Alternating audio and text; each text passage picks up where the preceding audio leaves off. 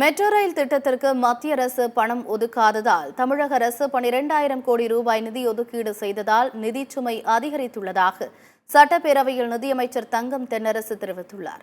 சட்டப்பேரவையில் நிதி மற்றும் மின்சாரம் குறித்த மானிய கோரிக்கை மீதான விவாதத்திற்கு அமைச்சர் தங்கம் தென்னரசு பேசினார். தமிழ்நாட்டிற்கான திட்டங்களின் பங்களிப்பை மத்திய அரசு குறைத்து வருவதாக அமைச்சர் தங்கம் தென்னரசு குற்றம் சாட்டினார். திருப்பூர் உள்ளிட்ட பெருநகரங்களில் கூடுதலாக துணைமின் நிலையங்கள் அமைக்கப்படும் என்பது உள்ளிட்ட பல்வேறு அறிவிப்புகளையும் அமைச்சர் தங்கம் தென்னரசு வெளியிட்டார். சென்னை மெட்ரோ ரயிலுக்கான 2ஆம் கட்ட திட்டப் பணிகளுக்கு ஏறத்தாழ 63,246 கோடி ரூபாய் செலவில் ஒன்றிய அரசு இதை திட்டமாக நடைபெறுவதாக அவர்கள் அறிவித்திருந்தார்கள்.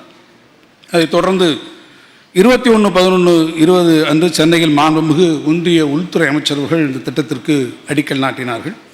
இந்த திட்டம் 17/8/21 அன்று திட்ட முதலீட்டு வாரியத்தால் PIB பரிந்துரைக்கப்பட்டிருந்தாலும் கூட பொருளாதார விவகாரங்களுக்கான ஒன்றிய அமைச்சரவையின் குழு cabinet committee for economic affairs CCEA ஒப்புதலுக்காக கடந்த 3 ஆண்டுகளாக அது காத்திருக்கிறது.